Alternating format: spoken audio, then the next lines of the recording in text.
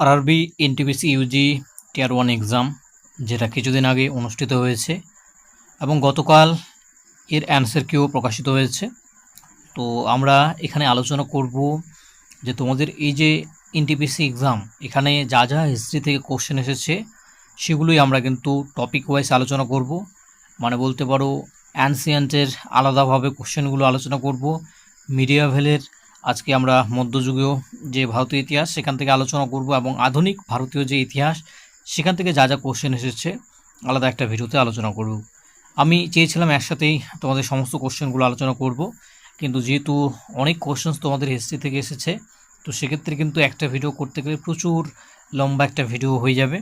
তো সেই কারণবশত কিন্তু আলাদা আলাদাভাবে কিন্তু তোমাদের কিন্তু করানো হবে। হিস্ট্রির 3টা পার্টে কিন্তু তোমাদের কমপ্লিট করা হবে। তো অবশ্যই যারা আগামীতে এক্সাম দেবে কেমন কোশ্চেন হয় সেগুলো তোমরা এখান থেকে জানতে পারবে, এবং গ্রুপ ডির জন্যও কিন্তু এটা হেল্পফুল হতে চলেছে। তো শুরু করছি আজকের কোশ্চেন্স আমরা আলোচনা, এবং শুধু কোশ্চেন্স নয়, তার সঙ্গে কিন্তু এখানে ডিটেলস আলোচনা কিন্তু থাকতে চলেছে। তো ফার্স্ট এখানে কোশ্চেন রয়েছে, খানোয়ার যুদ্ধ যেটা 1527 সালে হয়, তো এটা বাবর এবং কোন শাসকের মধ্যে হয়েছিল সেটাই এখানে জানতে চেয়েছে। অপশনে রয়েছে লোদি, শেরশাহ সূরি, বৈরম খান, রানা সাঙ্গ। তো কোনটি হবে? তো এখানে সঠিক উত্তর কিন্তু হয়ে যাবে রানা সাঙ্গ। তো যারা পড়নি অবশ্যই তোমাদের ডিটেলসে পড়তে হবে এগুলো। 1527 সালে রাজস্থানের খানোয়ায় মুঘল সম্রাট বাবর এবং মেওয়ারের রানা সাঙ্গর মধ্যে এই যুদ্ধটি সংঘটিত হয়। বাবরের জয়ের ফলে ভারতে মুঘল আধিপত্য সুসংহত হয়েছিল। রানা সাঙ্গ ছিলেন রাজপুতদের অন্যতম শক্তিশালী নেতা, কিন্তু বাবরের যে কামান এবং নতুন যুদ্ধ কৌশল, তার কাছে তিনি পরাজিত হন। এই জয় উত্তর ভারতে মুঘল সাম্রাজ্যের যে ভিত সেটাকে কিন্তু একদম শক্ত করে দেয় বাবরের জন্য। এভাবে প্রতিটা কোশ্চেন আমরা এক্সট্রা ডিটেলসের সাথে আলোচনা করব, যাতে তোমাদের সুবিধা হয় বিষয়গুলো বুঝতে। অ্যান্ড আমি বলে দিই, পিডিএফ যদি তোমরা পেতে চাও অবশ্যই তোমরা কিন্তু টেলিগ্রাম চ্যানেলে যুক্ত হয়ে যাবে। ভিডিও ডিসক্রিপশন বক্সে টেলিগ্রাম চ্যানেলের লিঙ্ক রয়েছে, সেখানে কিন্তু তোমরা পিডিএফ পেয়ে যাবে এই পিডিএফটাই। দ্বিতীয় কোশ্চেন, তারিক ই রশিদি যা মধ্য এশিয়া ও মুঘল ইতিহাসের মূল্যবান তথ্য দেন, তো এই বইটি কে লিখেছিলেন? অপশন রয়েছে জিয়াউদ্দিন বারানি, আবুল ফজল, মিনহাজ ও সিরাজ, মির্জা হায়দার দৌলত। তো সঠিক উত্তর এখানে হয়ে যাবে কিন্তু মির্জা হায়দার দৌলত। তো এই বইটি লিখেছেন মির্জা হায়দার দৌলত। এটি মধ্য এশিয়ার মুঘল সাম্রাজ্যের যে গোড়াপত্তন এবং বাবর ও হুমায়ুনের সময়ের রাজনৈতিক পরিস্থিতির উপর গুরুত্বপূর্ণ ঐতিহাসিক আলোকপাত করে। বইটি মধ্য এশীয় ও ভারতীয় ইতিহাসের যোগসূত্র বুঝতে কিন্তু একটা ভালোভাবে সাহায্য করে, এবং সমসাময়িক ইতিহাসের অবশ্যই একটা নির্ভরযোগ্য দলিল কিন্তু এই তারিক ই রশিদি বইটি। 3 নম্বর কোশ্চেন এখানে রয়েছে, 1571 সালে আকবর কর্তৃক প্রবর্তিত মনসবদারি ব্যবস্থা মূলত কিসের একটি পদ্ধতি ছিল? খুবই ইম্পর্টেন্ট এই মনসবদারি প্রথা। তো এটা কিসের মূলত ছিল, কিসের পদ্ধতি? ভূমি রাজস্ব সংগ্রহ, বিচার বিভাগীয় সংস্কার, সামরিক প্রশাসন, ধর্মীয় সংস্কার। তো সঠিক উত্তর এক্ষেত্রে হয়ে যাবে কিন্তু সামরিক প্রশাসন। মনসবদারি ব্যবস্থা ছিল আকবরের প্রবর্তিত একটি জটিল সামরিক ও প্রশাসনিক কাঠামো। এই ব্যবস্থায় প্রতিটি মনসবদারকে একটি নির্দিষ্ট পদমর্যাদা বা যেটাকে বলা হচ্ছে মনসব দেওয়া হতো, যার ফলেই বা যার বিনিময়ে তাদের নির্দিষ্ট সংখ্যক অশ্বারোহী সৈন্য রক্ষণাবেক্ষণ করতে হতো। এটি সম্রাটের সামরিক শক্তি বৃদ্ধির পাশাপাশি প্রশাসনিক বিকেন্দ্রীকরণে সাহায্য করেছিল, এবং এটি মুঘল সামরিক কাঠামোর একদম মেরুদণ্ডই বলা যায়। তো খুবই ইম্পর্ট্যান্ট, মনে রাখবে তোমরা। নেক্সট রয়েছে, মুঘল আমলের প্রাদেশিক শাসন সম্পর্কে সঠিক বিকল্পটি নির্বাচন করুন। তো এখানে কিছু বিকল্প দেওয়া হয়েছে, তো কোনটি সঠিক সেটি জানতে চাওয়া হয়েছে। যেমন হচ্ছে প্রথম বিবৃতি রয়েছে, সেটা কি? সেটা রয়েছে হচ্ছে প্রতিটি সুবা একজন সুবাদারের অধীনে ছিল, যাকে সরাসরি সম্রাট নিযুক্ত করতেন। দ্বিতীয় হচ্ছে দারোগা ই ডাক যোগাযোগ ব্যবস্থা রক্ষণাবেক্ষণের দায়িত্বে ছিল। তো এক্ষেত্রে কোনটি ভুল কোনটি সঠিক সেটাই আমাদের জানতে চেয়েছে। বিবৃতি এক ভুল সঠিক এই সমস্ত বিষয়গুলো রয়েছে। তো সঠিক উত্তর কিন্তু হয়ে যাবে উভয় বিবৃতি সঠিক। এখানে ডিটেলস আরও একটু জেনে নিই আমরা। এখানে মুঘল প্রাদেশিক শাসন ব্যবস্থায় সুবা বা প্রদেশের প্রধান যদি বলা হয়, তো তিনি হচ্ছেন সুবাদার, যিনি সম্রাট দ্বারা সরাসরি মনোনীত হতেন। একই সাথে যোগাযোগ ও গোয়েন্দা তথ্যের আদান প্রদান নিশ্চিত করতে দারোগাই ডাক গুরুত্বপূর্ণ ভূমিকা পালন করতেন। এই সুসংগঠিত শাসন ব্যবস্থা মুঘল সম্রাটের বিশাল সাম্রাজ্য পরিচালনা করতে কিন্তু সাহায্য করত। নেক্সট রয়েছে 1539 সালে শের শাহ প্রথম কোথায় হুমায়ুনকে পরাজিত করেন? তো অপশনে রয়েছে পানিপথ, তারপর রয়েছে চৌসা, কৌনজ, গোয়ালিয়র। তো কোনটি হবে এখানে সঠিক উত্তর? এখানে সঠিক উত্তর হয়ে যাবে কিন্তু বিকল্প নম্বর 2, যেটা হচ্ছে চৌসা। মনে রাখবে সালটাও এখানে। চৌসার যে যুদ্ধ 1539 সালের 26শে জুন বিহারের চৌসা নামক স্থানে শেরশাহ সূরি মুঘল সম্রাট হুমায়ুনকে পরাজিত করে। এই যুদ্ধের ফলে শেরশাহের ক্ষমতা ও জনপ্রিয়তা কিন্তু ব্যাপকভাবে বৃদ্ধি পায় এবং এটা একটা হুমায়ুনের জন্য বিশাল একটা বিপর্যয় বলা যায়, যার ফলে তাকে কনৌজের যুদ্ধের দিকে কিন্তু পরবর্তীকালে কিন্তু ঠেলে দেয়। চৌসার যুদ্ধ শেরশাহের ভাগ্যের কিন্তু একদম মোড় ঘুরিয়ে দেয় এই যুদ্ধটা।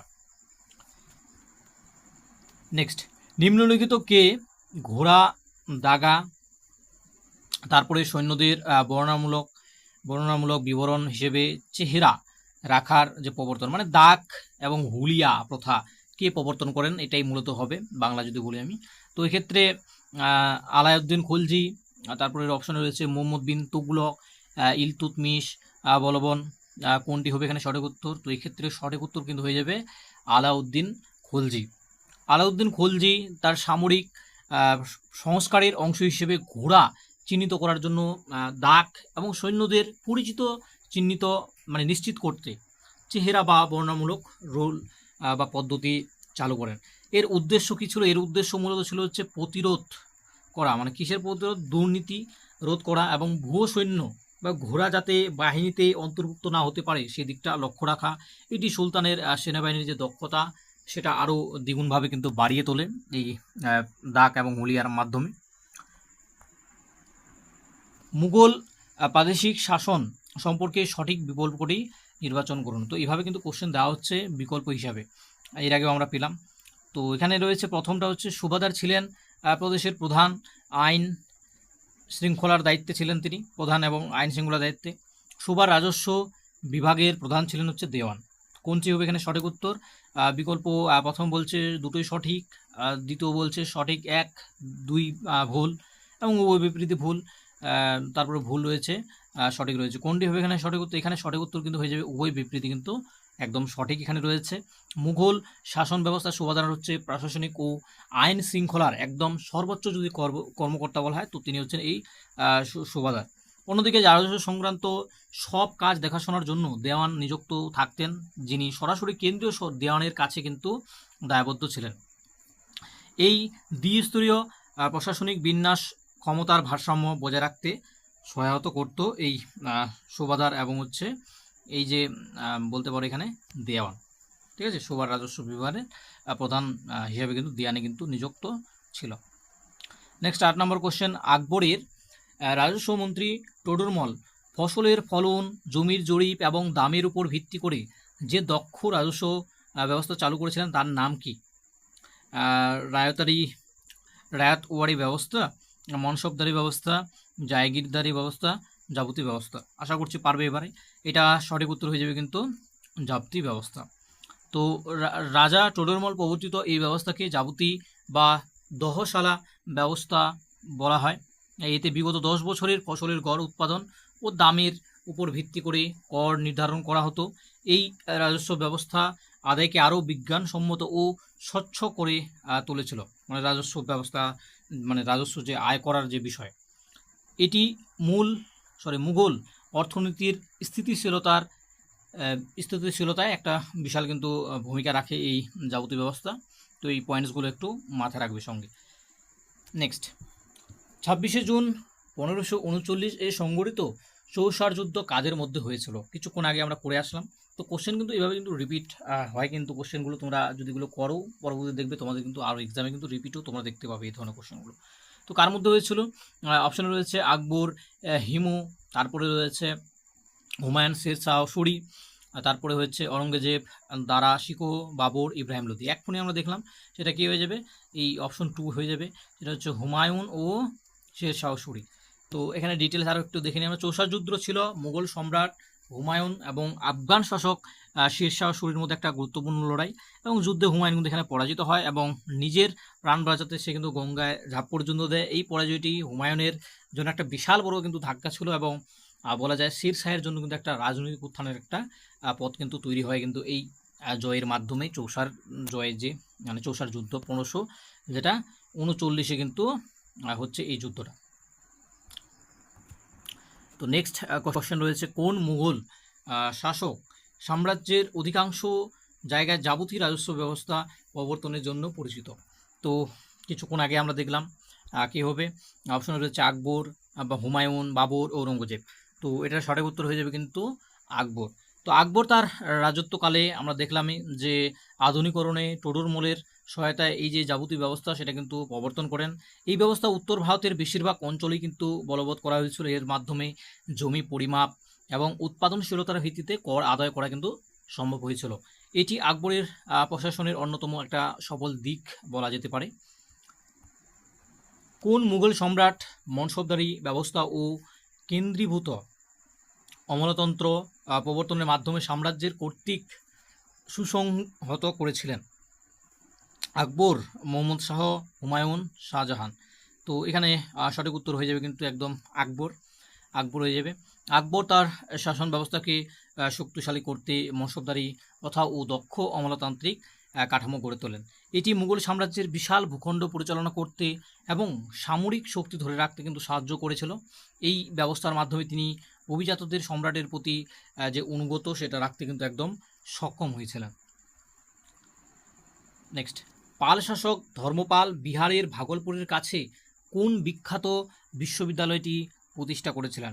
তো অপশন রয়েছে বলভি বিশ্ববিদ্যালয়, তারপর রয়েছে অদন্তপুরী বিশ্ববিদ্যালয়, নালন্দা বিশ্ববিদ্যালয়, বিক্রমশিলা বিশ্ববিদ্যালয়। তো সঠিক উত্তর এখানে বুঝতে পারছো, সেটা হয়ে যাবে কি বিক্রমশিলা বিশ্ববিদ্যালয়।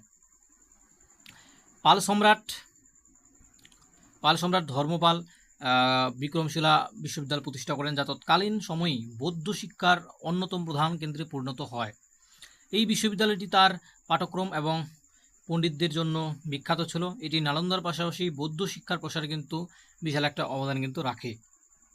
নেক্সট 13 নম্বর কোশ্চেন, খাজুরাহো মন্দিরগুলো মূলত কোন রাজবংশের আমলে নির্মিত হয়েছিল?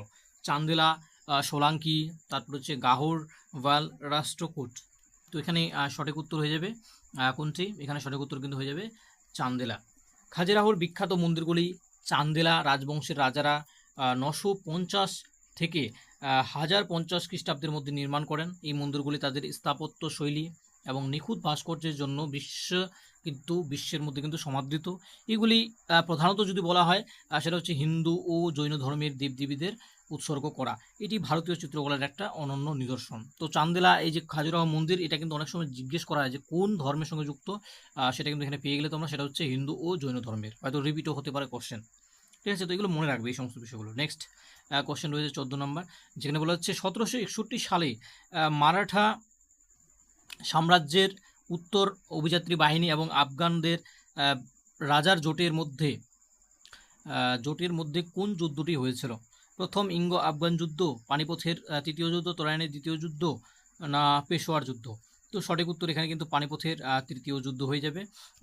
1761 সালে পানিপথের তৃতীয় যুদ্ধে একদিকে ছিলেন আফগান শাসক আহমেদ শাহ আবদালি, অন্যদিকে মারাঠি বাহিনী। এই যুদ্ধে মারাঠাদের বড় একটা পরাজয় হয়, যা তাদের ভারতের প্রধান শক্তি হওয়ার যে উচ্চাকাঙ্ক্ষা সেটাকে একদম ধুলার সাথে মিশিয়ে দেয়। এর ফলে উত্তর ভারতে শক্তির একটা শূন্যতা কিন্তু তৈরি হয়। নেক্সট, জ্ঞানদেবের বিখ্যাত কাজ ভাবার্থ দীপিকা, যেটাকে জ্ঞানেশ্বরীও বলা হচ্ছে, কোন মানে শাস্ত্রের বিশদ ভাষ্য এটি? বিষ্ণু পুরাণ, তারপরে রয়েছে ভগবত গীতা, উপনিষদ, ব্রহ্মসূত্র। তো এখানে সঠিক উত্তর হয়ে যাবে কিন্তু ভগবত গীতা। সন্ত জ্ঞানেশ্বর তার বিখ্যাত গ্রন্থ যেটা হচ্ছে জ্ঞানেশ্বরী বা ভাবার্থ দীপিকা লিখেছিলেন। এটা কিন্তু ভাগবত গীতার উপরে কিন্তু ভিত্তি করেই লেখা। এটি মারাঠি ভাষায় ভগবত গীতার মূল দর্শনের এক চমৎকার ব্যাখ্যা। তো এই যে মারাঠি ভাষা, এটাও কিন্তু মাথায় রাখবে, যেটা মারাঠি ভাষায় কিন্তু লেখা। অনেক সময় কিন্তু আসে এই ধরনের কোশ্চেনগুলো। এটি ভক্তি আন্দোলনের সময় সাধারণ মানুষের কাছে ধর্মীয় তত্ত্ব সহজে পৌঁছে দিতে কিন্তু সাহায্য করছিল। নেক্সট, দেখো পরেই কিন্তু এই কোশ্চেনটা কিন্তু চলে এসেছে পরের কোনো একটা শিফটে, সেটা হচ্ছে জ্ঞানেশ্বরী রচনার মাধ্যমে সন্ত জ্ঞানেশ্বর ভগবদ্গীতাকে কোন আঞ্চলিক ভাষায় অনুবাদ করেছিলেন। তো বললামই আমি, সেটা কী হয়ে যাবে, মারাঠি হয়ে যাবে কিন্তু এখানে সঠিক উত্তর। তো এটা আর আমি এখানে বলছি না, এখানে আমি ইম্পর্টেন্ট পয়েন্ট বলছি। যেমন হচ্ছে এটা ত্রয়োদশ শতাব্দীতে কিন্তু এটা রচিত হয় মারাঠি ভাষায়, এবং তিনি এর মাধ্যমে কি করেছিলেন, এই জ্ঞানকে সাধারণ মানুষের বোধগম্য ভাষায়, মানে এর মাধ্যমে তিনি আধ্যাত্মিক যে জ্ঞান সেটাকে সাধারণ মানুষের বোধগম্য ভাষায় সহজলভ্য করে তোলেন, যেন মানুষ খুব সহজেই কানেক্ট করতে পারে, খুব সহজে বুঝতে পারে, সেই বিষয়টা তিনি গুরুত্ব দেন এই জ্ঞানেশ্বরী মানে জ্ঞানেশ্বর যে গ্রন্থ সেখানে। এবং মারাঠি সাহিত্যের ইতিহাসে কিন্তু একটা গুরুত্বপূর্ণ কিন্তু মানে গ্রন্থ বলা যায় কিন্তু সাহিত্যের ইতিহাসে এই জ্ঞানেশ্বরী রচনা। নেক্সট, দ্বাদশ শতাব্দীর সাধক এবং বচন আন্দোলনের পথিকৃৎ বাসবন্যা কোন ভাষায় ভক্তিমূলক সাহিত্যে উল্লেখযোগ্য অবদান রেখেছেন? কন্নড়, উড়িয়া, তারপর রয়েছে হিন্দি, মারাঠি, কোনটি হবে এখানে সঠিক উত্তর? এখানে কিন্তু কন্নড় হয়ে যাবে কিন্তু সঠিক উত্তর। তো বাসবন্য ছিলেন লিঙ্গায়ত সম্প্রদায়ের প্রতিষ্ঠাতা এবং কন্নড় সাহিত্যের বচন আন্দোলনের প্রাণ পুরুষ। তিনি তার আধ্যাত্মিক চিন্তাভাবনা সাধারণ কন্নড় ভাষায় বচন আকারে প্রচার করেছিলেন। সামাজিক কুসংস্কার দূর করতে এবং ভক্তি প্রচার করতে তার এই যে বচন সেগুলো কিন্তু অত্যন্ত জনপ্রিয়।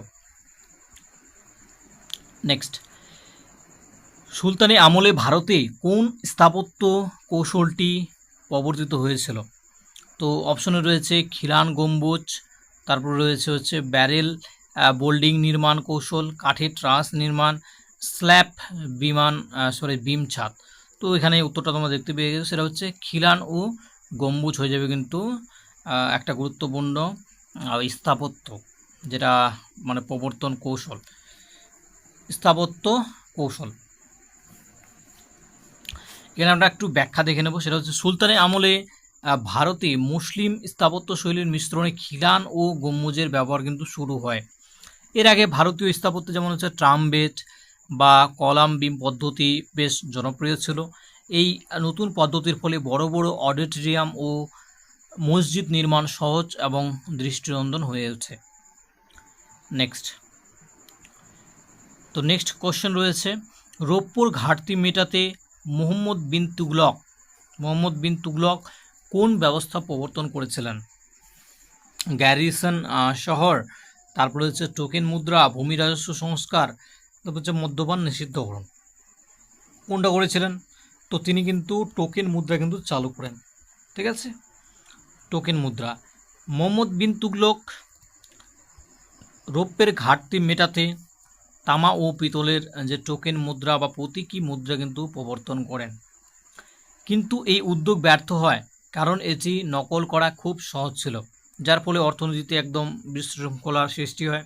শেষ পর্যন্ত এই মুদ্রা কিন্তু প্রত্যাহার করে নিতে হয়েছিল। ঠিক আছে, তো এখানে মনে রাখবে যে এই যে টোকেন মুদ্রা কে চালু করেন, তো এটা হচ্ছে মোহাম্মদ বিন তুগলক কিন্তু চালু করেন। নেক্সট, ইলতুৎমিশের কন্যা রাজিয়া তুর্কি অভিজাতদের দ্বারা ক্ষমতাচ্যুত হওয়ার আগে কত বছর দিল্লি সালতানাতে রাজত্ব করেছিলেন? 1246 থেকে 50, না 1240 থেকে 46, 1230 থেকে 36, না 1236 থেকে 40? তো এখানে 36 থেকে 40 হয়ে যাবে কিন্তু সঠিক উত্তর একদম, 1236 থেকে 40।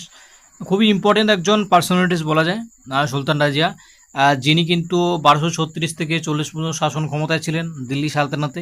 এবং কেন ইম্পর্টেন্ট, তার কারণ হচ্ছে তিনি প্রথম এবং একমাত্র নারী মুসলিম শাসক, এবং তার এই যে স্বাধীনচেতা মনোভাব এবং তুর্কি অভিজাতদের উপেক্ষা করা তার কিন্তু একটা পতনের কিন্তু কারণও হয়ে দাঁড়ায়।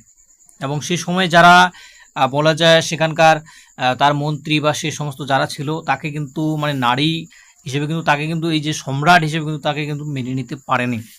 ঠিক আছে, নেক্সট, দিল্লি সালতানাতের কোন রাজবংশ ইকতা ব্যবস্থা প্রবর্তনের জন্য দায়ী? দেখো খুবই ইন্টারেস্টিং একটা কোশ্চেন, যেখানে কিন্তু তোমাদের এখানে বলেনি যে কোন মানে শাসক এটা পরিচালনা করেছিলেন, এখানে ডিরেক্টলি বলা হয়েছে যে কোন রাজবংশ।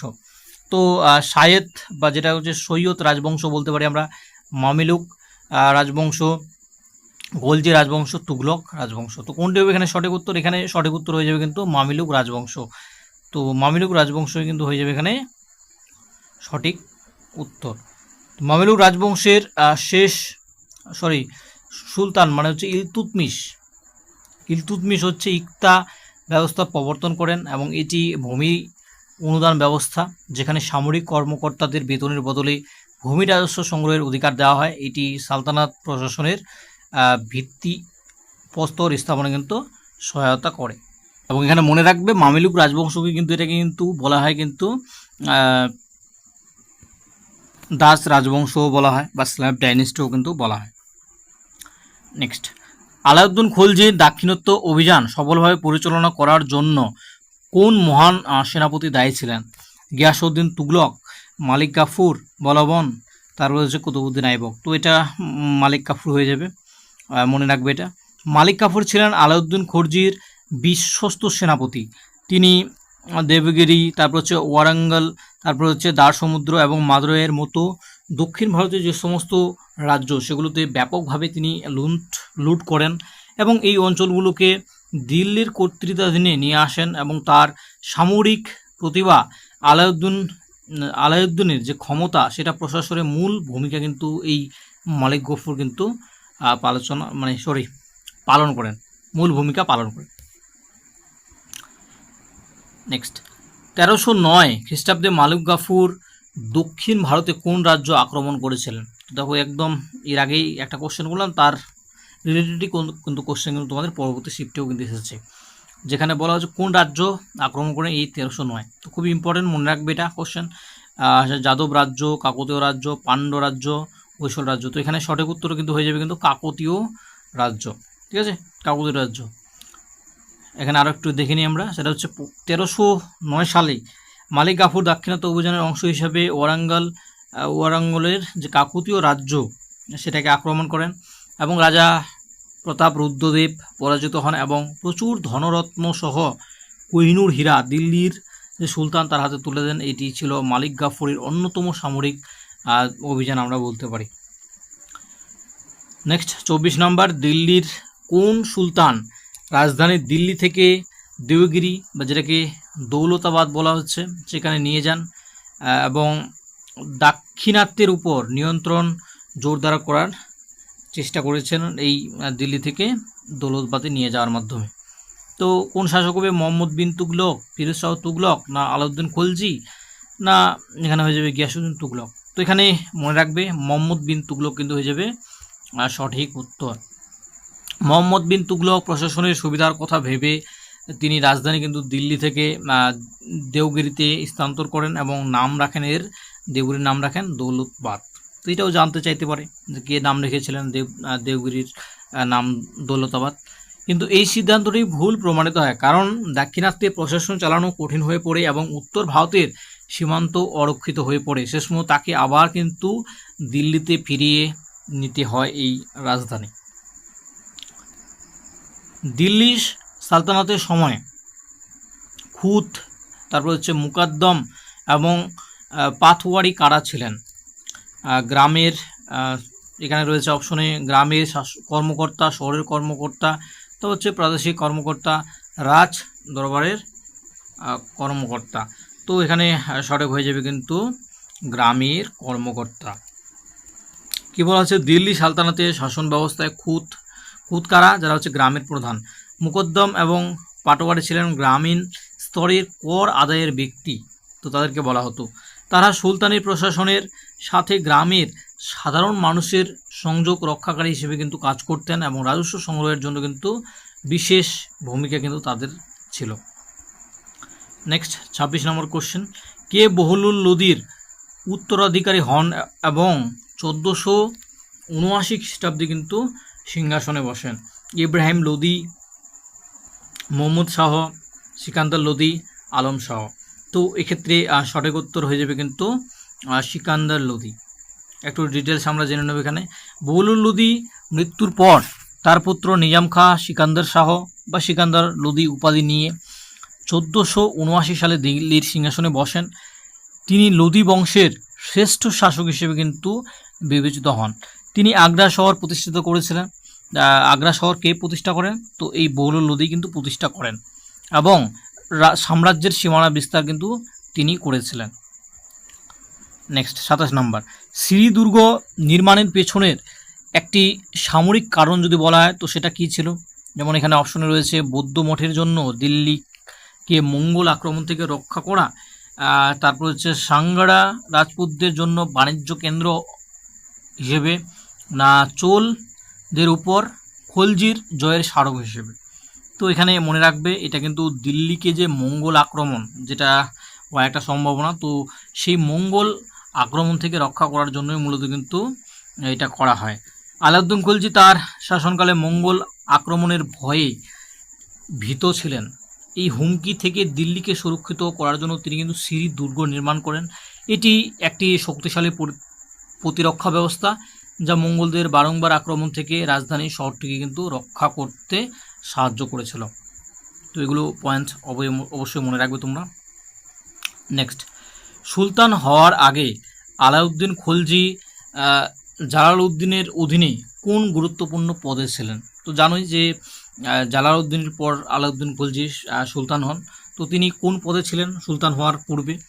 উজির, তারপর হচ্ছে সদর উস সুদূর, আমির ই তুজুক, দেওয়ান ই আরজ। খুবই ইন্টারেস্টিং কিন্তু কোশ্চেন, এই কোশ্চেনগুলো খুবই ইম্পর্টেন্ট, তোমরা অবশ্যই এগুলো কিন্তু ভালোভাবে রেডি করো। তো এখানে হয়ে যাবে কিন্তু আমির ই তুজুক। তো আলাউদ্দিন খলজি সুলতান হওয়ার আগে জালালউদ্দিন খলজির আমলে আমির ই তুজুক বা রাজকীয় অনুষ্ঠানের প্রধান দায়িত্ব হিসেবে পালন করেছিলেন। পরে থেকে কারার শাসনকর্তা নিযুক্ত করা হয়, সেখান থেকে তিনি নিজে শক্তি বৃদ্ধি করেন এবং পরে সুলতানকে হত্যা করে দখল করেন। তো এই জালালউদ্দিন খলজি বংশের তাকেই হত্যা করে তিনি কিন্তু এই সিংহাসনে বসেন পরবর্তীতে। নেক্সট, বাহমনি রাজ্য উত্তরে মান্ড থেকে কোন দক্ষিণ সীমানা পর্যন্ত বিস্তৃত ছিল? তিরুচিপল্লী, রায়চুর, মাদুরাই, মহীশূর। তো এখানে সঠিক উত্তর হয়ে যাবে কিন্তু রায়চুর। বাহমনি সুলতানদের শাসনে বিস্তৃত উত্তরে মান্ড থেকে দক্ষিণে কৃষ্ণা নদী উপত্যকা বা রায়চুর দোয়াব পর্যন্ত ছিল।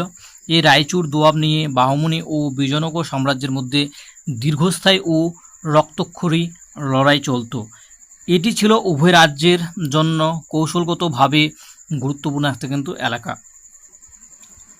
নেক্সট 30 নম্বর, ইউনেস্কো ওয়ার্ল্ড হেরিটেজ সাইট যেটা হচ্ছে হাম্পি কোন সাম্রাজ্যের রাজধানী ছিল? বিজয়নগর সাম্রাজ্য, গুপ্ত সাম্রাজ্য, তারপর হচ্ছে মুঘল সাম্রাজ্য, না মৌর্য সাম্রাজ্য? তো এখানে সঠিক উত্তর হয়ে যাবে বিজয়নগর সাম্রাজ্য। হাম্পি ছিল সুবিশাল বিজয় সাম্রাজ্যের একটা রাজধানী। এটি তুঙ্গভদ্রা নদীর তীরে কিন্তু অবস্থিত, অবশ্যই মনে রাখবে, এবং বর্তমানে ইউনেস্কোর ওয়ার্ল্ড হেরিটেজ সাইট হিসেবে কিন্তু স্বীকৃত।